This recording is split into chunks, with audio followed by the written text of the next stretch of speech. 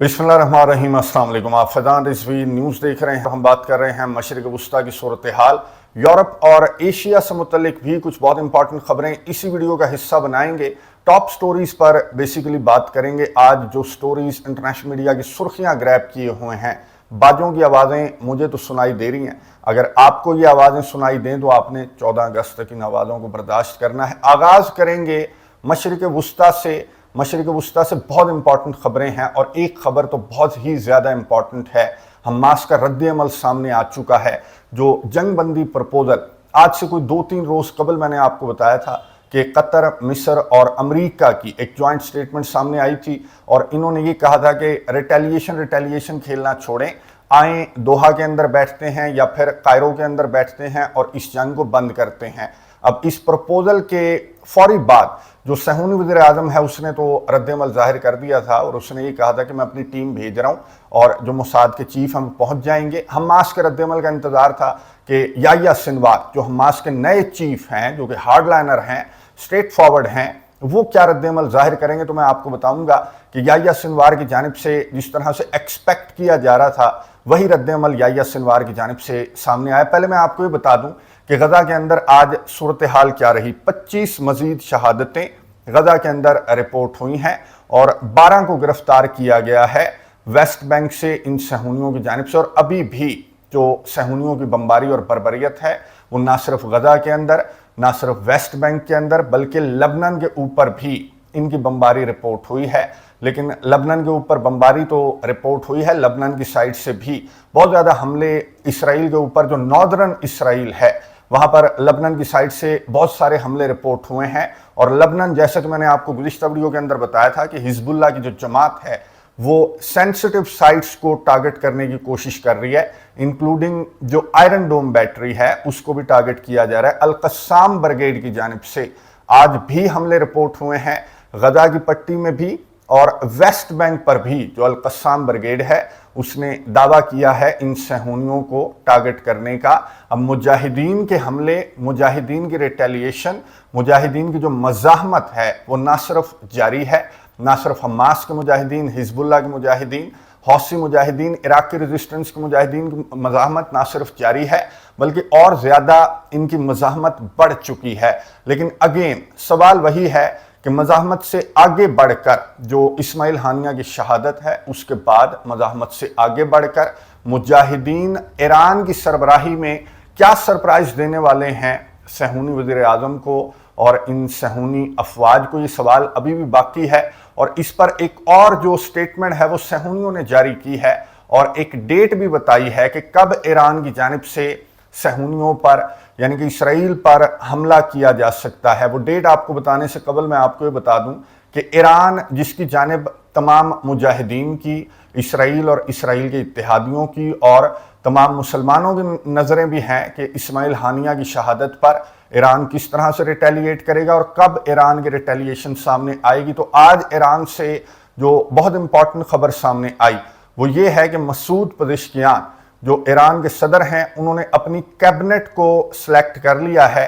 19-20 वुज़रा की जो फहरिस्त है वो मसूद पज़ेश्कियान की जानिब से जो ईरान की पार्लिमान है उसको जमा करवा दी गई है। मैं आपको बता दूं कुछ इंपॉर्टेंट वुज़रा का, मैं आपको बता दूं। एक तो अब्बास जो वज़ीर हैं जिनको फॉरेन मिनिस्टर चाहते हैं मसूद पज़ेश्कियान अपनी कैबिनेट के अंदर, ये जो वज़ीर हैं जिनको फॉरेन मिनिस्टर चाहते हैं मसूद पज़ेश्कियान अपनी कैबिनेट के अंदर, ये एक तो JCPOA जो joint comprehensive plan of action था, जो ईरान की न्यूक्लियर डील थी उसके अंदर ये मुज़ाकरात का हिस्सा भी थे अब्बास। और ये साबिक जो ईरानी फॉरेन मिनिस्टर थे जवाद ज़रीफ, उनके अंडर ये डेप्यूटी फॉरेन मिनिस्टर के तौर पर भी काम कर रहे थे।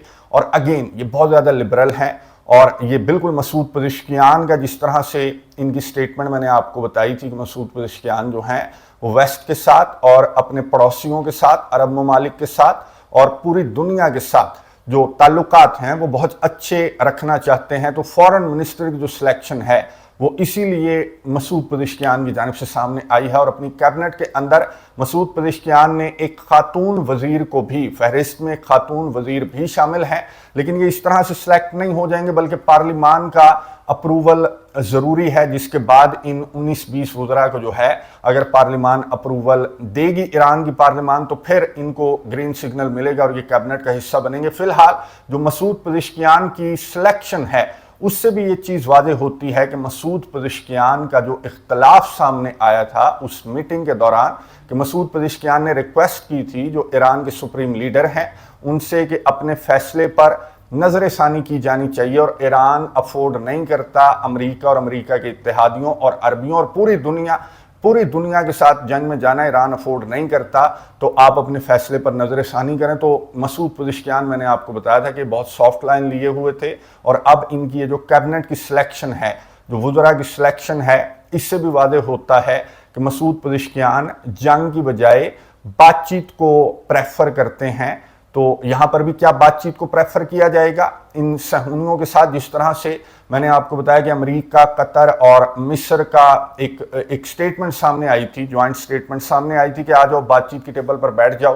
तो हमास का रद्द-ए-अमल मैं आपको बता दूं कि हमास के याह्या सिनवार ने क्या रद्द-ए-अमल जाहिर किया है। सहूनियों ने कहा कि ठीक है हम बैठ जाएंगे, लेकिन सहूनियों की ड्रामेबाजी में आपको बता चुका हूं कि एक जानिब से कहते हैं कि हम बैठ जाएंगे, दूसरी जानिब से जो सहूनी वज़ीर आज़म है वो नए नए मुतालबात ला कर रख देता है। तो याह्या सिनवार ने यही रद्द-ए-अमल जाहिर किया। याह्या सिनवार ने कहा कि नए मुज़ाकरात का, नई बैठक का, नए जो नुकात हैं उनको टेबल पर रख कर डिस्कस करने का टाइम नहीं है। इतना टाइम हमारे पास नहीं है कि हम यहाँ पर बैठकर एक नए सिरे से मुज़ाकरात का आगाज़ कर दें। ऑलरेडी एक प्रपोजल मौजूद है, और वो अमेरिका के सदर जो बाइडन ने प्रेस कॉन्फ्रेंस के दौरान जो प्रपोजल पेश किया था उस पर हमास की जमात ने मस्बत रद्द-ए-अमल जाहिर किया है। अब सहूनियों से पूछ लें कि क्या अमेरिका के सदर जो बाइडन के प्रपोजल पर जंग बंद करना चाहते हैं, तो फिर जंग बंद हो जाएगी। तो मुज़ाकरात बुलाना, बैठकें लगाना, इसका टाइम नहीं है कि फिर उनके इतराज़ात हम सुनेंगे, फिर वो नए नुकात लेकर सामने आ जाएगा जो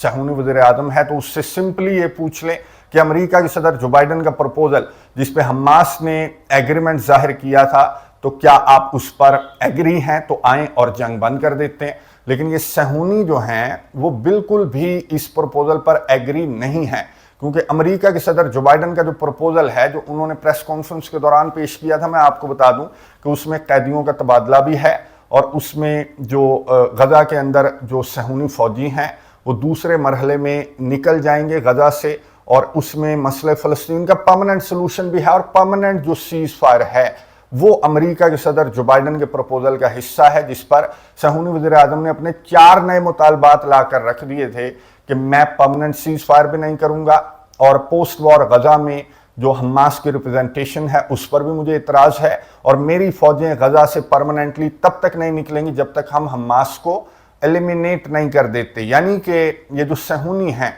इन्होंने अमेरिका के सदर जो बाइडन का जो प्रपोजल है उसको मुकम्मल तौर पर रिजेक्ट कर दिया था। बॉल जो है वो अमेरिका के कोर्ट में फेंक दी है याह्या सिनवार ने। जिस तरह से एक्सपेक्ट किया जा रहा था कि याह्या सिनवार जो हैं वो एक स्ट्रेट फॉरवर्ड आदमी हैं, वो एक हार्ड लाइनर किस्म के आदमी हैं, और उन्होंने जो एक नंबर बात की है, उन्होंने कहा कि सहूनियों से पूछ लो कि अमेरिका के सदर जो बाइडन ने जो प्रपोजल पेश किया था उस पर अगर तुम एग्री हो तो आओ जंग बंद कर देते हैं। अब बॉल अमेरिका के कोर्ट में है। अमेरिका के तर्जमान आज रात जो ब्रीफिंग होगी उसमें अमेरिका के तर्जमान किस तरह से इस सवाल को गोल मोल करते हैं वो अब उनके ऊपर डिपेंड करता है। मैं रात को जो ब्रीफिंग सुनूंगा उसके हवाले से नेक्स्ट वीडियो के अंदर आपको मैं अपडेट्स दूंगा। अब तक की अपडेट्स मैंने आपके सामने रख दी। इस पर आपने कमेंट्स बॉक्स में अपनी राय का इजहार जरूर करना है कि क्या हमास के जो नए चीफ हैं याह्या सिनवार उनका रद्द-ए-अमल दुरुस्त है या फिर नहीं। मैं आपको तारीख बता दूं, इसराइल की जानिब से एक और तारीख जो है वो सामने रखी गई है। पहले तो अमेरिका की जानिब से आपको मालूम है कि अमेरिका ने कहा था कि 24 से 48 घंटों के दौरान ईरान जो है वो रिटेलिएट कर सकता है अपने ग्रुप्स के साथ मिलकर। अब सहूनियों ने एक नई तारीख दी है और सहूनियों ने कहा है कि जुमेरात, ये 15 अगस्त बन रही है जुमेरात, और सहूनियों ने कहा कि जुमेरात को ईरान और ईरान के जो ग्रुप्स हैं वो रिटेलिएट करेंगे। अब जुमेरात में आपको बता दूं कि एक तो हमले की तारीख इन सहूनियों की जानिब से दी गई है और जुमेरात ही जो मुज़ाकरात की बहाली की तारीख है वो भी जुमेरात 15 अगस्त की तारीख है, जो कि अमेरिका, मिस्र और कतर की जानिब से जो तारीख दी गई है। تو اب یہ کہا جا رہا ہے کہ ایران پہلے مذاکرات کے بحال ہونے کا انتظار کرے گا. مذاکرات کی بحالی سے پہلے ایران کی جانب سے اگر ریٹیلیشن سامنے آئی تو پھر یہ کہا جائے گا کہ ایران نے مذاکرات بحال ہونے والے تھے, جنگ بند ہونے والی تھی, لیکن ایران نے بیچ میں اپنی ٹانگ اڑا دی ہے. اس لیے ایران 15 اگست تک کا انتظار کرے گا, اور 15 اگست کو یا پھر 15 اگست کے بعد ایران کی جانب سے ریٹیلیشن سامنے آ سکتی ہے. تو صہیونیوں کی اس اسیسمنٹ پر یا پھر اس انٹیلیجنس پر جو تمام کے تمام ممالک ہیں جنہوں نے اپنا فلائٹ آپریشن جو ہے وہ کینسل کر دیا تھا لبنان, ایران اور اسرائیل کے لیے, اور اپنے جو سفیر ہیں, جو عملہ ہے, ان کو واپس بلا لیا تھا, انہوں نے ایکسٹینڈ کر دی ہیں یہ تاریخیں. 15 اگست کے بھی بعد تک ایکسٹینڈ کی گئی ہیں تاریخیں کہ کسی بھی وقت ایران کی جانب سے حملہ سامنے آ سکتا ہے. تو یہ مڈل ایسٹ کی صورتحال تو میں نے آپ کو بتا دی. اب یورپ کے حوالے سے بات کر لیتے ہیں, جہاں پر کرسک ریجن کے اندر یوکرین کی فوجیں ابھی بھی موجود ہیں اور رشیا کی فورسز انہیں پیچھے دھکیلنے کی کوشش کر رہی ہیں ابھی تک. اور کرسک کے علاوہ آج سٹیٹمنٹ سامنے آئی ہے بلگورود کے گورنر کی. بلگورود جو ہے وہ آپ کو بیک گراؤنڈ میں بھی نظر آ رہا ہوگا. بلگورود جو ہے یہ بھی بارڈرنگ ریجن ہے, رشیا کا سرحدی علاقہ ہے. یہاں پر یوکرین کرسک سے بھی زیادہ حملے یوکرین کے اس ریجن کے اوپر رپورٹ ہوئے ہیں جب سے یہ آپریشن, یہ جنگ سٹارٹ ہوئی. تو اب یہ خبریں سامنے آ رہی ہیں کہ کرسک کے بعد یوکرین بلگورود پر حملہ کرنے والا ہے, اور بلگورود کے گورنر نے, جو بلگورود کے رہائشی ہیں, جو لوگ ہیں, انہیں یہ کہا ہے کہ ایویکویٹ کرو, لیکن اپنی مدد آپ کے تحت جو اسپیسیفک علاقے ہیں, جو بارڈرنگ ولیجز ہیں, ان کو خالی کر دو, کیونکہ ہمیں انٹیلیجنس ہے یا پھر یوکرین جو ہے وہ بلگورود کے اوپر بہت جلد حملہ کر سکتا ہے. بلگورود, بریانسک اور کرسک ریجن کے اندر آنے والے دنوں میں بہت بڑی جنگ ہونے والی ہے, اور رشیا نے اس کی تیاریاں کرنا سٹارٹ کر دی ہیں.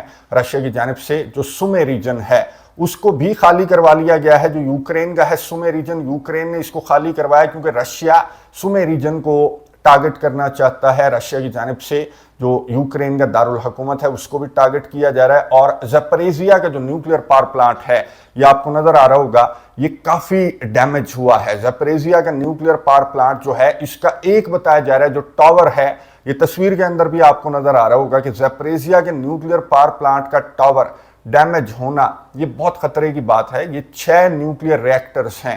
زپریزیا کے نیوکلیئر پاور پلانٹ میں آپ کو بتا دوں کہ یورپ کا سب سے بڑا نیوکلیئر پاور پلانٹ ہے. یہ کرسک کا جو پاور پلانٹ ہے جس کے 4 نیوکلیئر ریئیکٹرز ہیں, یہ اس سے بھی کہیں بڑا نیوکلیئر پاور پلانٹ ہے. اب اس پر حملہ کس نے کیا؟ جو یوکرین ہے وہ کہہ رہا ہے رشیا نے حملہ کیا, رشیا کہہ رہا ہے کہ یوکرین نے حملہ کیا. لیکن یہ جہاں پر نیوکلیئر پاور پلانٹ ہے, میں آپ کو بتا دوں کہ یہ وہ علاقہ ہے جو رشیا کے انڈر کنٹرول ہے. اب رشیا کے انڈر کنٹرول جو علاقہ یا پھر جو نیوکلیئر پاور پلانٹ ہے اس پر رشیا کیوں کر حملہ کرے گا؟ تو یوکرین کی جانب سے اس طرح کی حرکتیں کیا جانا کہ نیوکلیئر پاور پلانٹ کو یوکرین ٹارگٹ کر رہا ہے, یہ وہ سائٹ ہے جس کو جنگ سے دور رکھنا چاہیے, لیکن یوکرین کچھ بھی کر سکتا ہے اس جنگ کو جیتنے کے لیے, یا پھر رشیا کا سافٹ ویئر اپڈیٹ کرنے کے لیے, یا پھر نیٹو کو اس جنگ میں ڈریگ کرنے کے لیے, پوری دنیا کو ایک بڑی جنگ میں دھکیلنے کے لیے یوکرین کچھ بھی کر سکتا ہے. اور یوکرین کی حرکتوں سے لگ رہا ہے کہ یوکرین پہلے رشیا کے اندر انٹر ہو گیا, پھر نیوکلیئر پاور پلانٹس کو ٹارگٹ کیا جا رہا ہے, اور رشیا کی جانب سے جو اسی طرح کا رد عمل ہے کہ رشیا آپریشنل سٹائل میں انہیں ایلیمینیٹ بھی کرنا چاہتا ہے, انہیں باہر بھی دھکیلنا چاہتا ہے, اور سومے ریجن کو بھی ٹارگٹ کرنا چاہتا ہے, نیوکلیئر پاور پلانٹس کو بھی بچانا چاہتا ہے. رشیا ایک بڑی جنگ ابھی تک نہیں چاہ رہا, اور رشیا کے صدر ولادیمیر پوتن بہت زیادہ کانفیڈنٹ نظر آ رہے ہیں. اور کچھ ویڈیوز میں نے دیکھی ہیں, میں واٹس ایپ چینل کے اوپر شیئر کرنے کی کوشش کروں گا کہ رشیا کے جس طرح کے حملے ہیں تو آنے والے 2-4 روز میں رشیا نکال باہر کرے گا کرسک سے جو یوکرین کے فوجی ہیں ان کو. اگر یوکرین کے فوجیوں کا ایک کسی اور ایڈونچر کا موڈ نہیں ہے, جو کہ نظر آ رہا ہے کہ بلگورود ریجن کو بھی جو یوکرین کے فوجی ہیں وہ ٹارگٹ کرنا چاہتے ہیں, جس کی تیاریاں رشیا کی جانب سے سٹارٹ کر دی گئی ہیں. چائنا نے بہرحال دونوں پارٹیوں سے یہ کہا ہے, جو چائنا کی فورن منسٹری ہے ان کی سٹیٹمنٹ سامنے آئی, اور دونوں پارٹیوں سے چائنا نے یہ کہا کہ دونوں پارٹیاں جو ہیں وہ تحمل کا مظاہرہ کریں.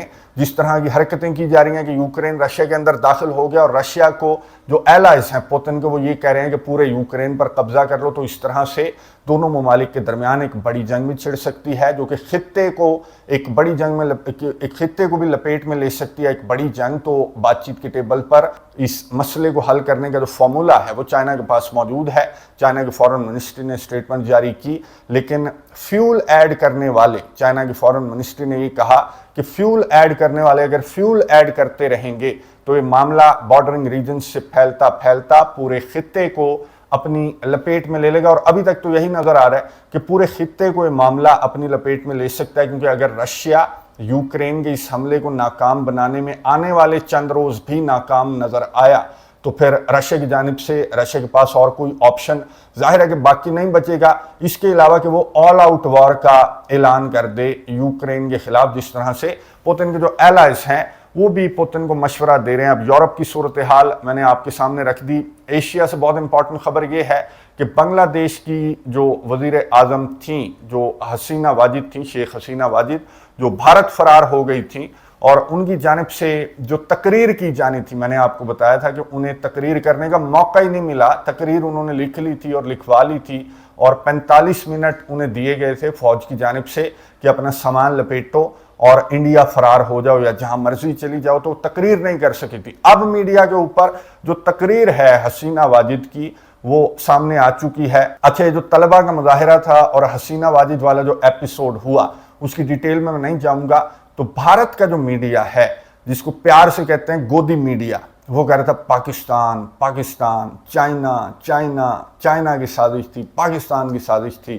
تو جو تقریر کا متن سامنے آیا ہے میڈیا کے اوپر, تو اس میں شیخ حسینہ واجد نے امریکہ پر الزام عائد کیا ہے کہ امریکہ میرے سے ایک آئلینڈ چاہتا تھا. بنگلہ دیش کا ایک آئلینڈ ہے, سینٹ مارٹن نام سے یہ آئلینڈ ہے, بیک گراؤنڈ میں آپ کو نظر آ رہا ہوگا. آئلینڈ وہ کہتی ہیں کہ امریکہ میرے سے چاہ رہا تھا, میں نے امریکہ کو نہیں دیا. امریکہ یہاں پر ملٹری بیس اور الٹیمیٹلی میانمار کے ساتھ ملا کر ایک کرسچن کنٹری بنانا چاہتا تھا, لیکن میں نے امریکہ کے خواب جو ہے وہ جواب دے کر چکنا چور کر دیا. اس لیے امریکہ نے سازش کی اور مجھے اقتدار سے ہٹا دیا, اور میں نے اپنے طلبہ اپنے عوام کا خیال کرتے ہوئے جو ہے وہ اقتدار چھوڑ دیا.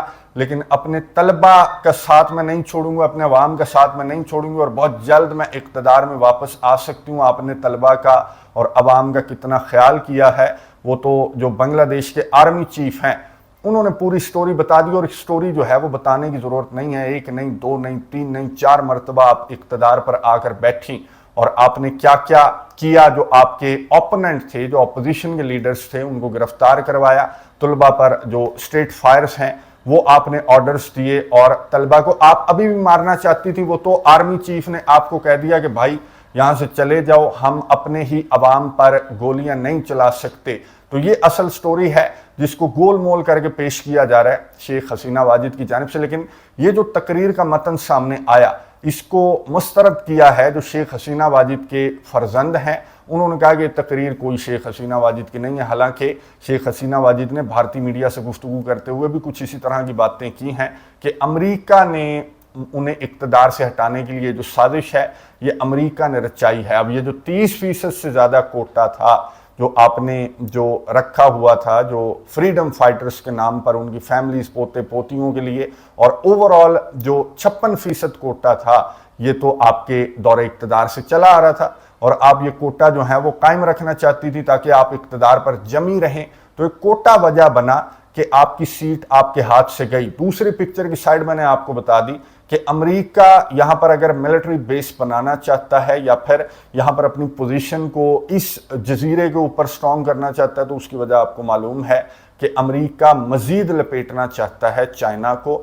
چاہے جہاں سے بھی چاروں سمتوں سے چائنا کو امریکہ لپیٹ لے تو امریکہ کے فائدے میں ہے, کیونکہ فلپینز اور تائیوان جیسے کندھے استعمال کرتے ہوئے جو چائنا ہے وہ امریکہ کے ٹریپ میں بھی نہیں آ رہا. امریکہ چائنا کو ایک ٹریپ میں لانا چاہتا ہے کہ میانمار والے معاملے کو لے کر یہ جو فلپینز والا معاملہ ہے या फिर जो ताइवान वाला मामला है इसको लेकर चाइना को एक जंग में ड्रैग किया जाए और फिर उसी तरह से चाइना को लपेटने की और डैमेज करने की कोशिश की जाए जिस तरह से ये रशिया को डैमेज कर रहे हैं सारे के सारे मिलकर। लेकिन चाइना इनके ट्रैप में अभी तक नहीं आया और आगे भी चाइना की कोशिश रहेगी कि मिलिट्री ड्रिल्स तक महदूद रहे, क्योंकि चाइना को मालूम है कि इसका जो जत्था है, जो इसका अलायंस है अमेरिका का, ना सिर्फ यूरोप के अंदर, ना सिर्फ मिडिल ईस्ट के अंदर, बल्कि यहाँ पर इंडो पैसिफिक, एशिया पैसिफिक के अंदर भी जो इसका अलायंस है वो फैला हुआ है अमेरिका का। तो अमेरिका को शिकस्त देने के लिए जोश की नहीं बल्कि होश की ज़रूरत है और स्ट्रेटजी से आगे बढ़ने की ज़रूरत है, जो स्ट्रेटजी जो है वो चाइना के पास है। अब एशिया की सूरत हाल भी मैंने आपको बता दी, कमेंट्स बॉक्स में अपनी राय का इजहार ज़रूर कीजिएगा। अगली वीडियो तक के लिए इजाज़त दीजिए, अल्लाह हाफिज़।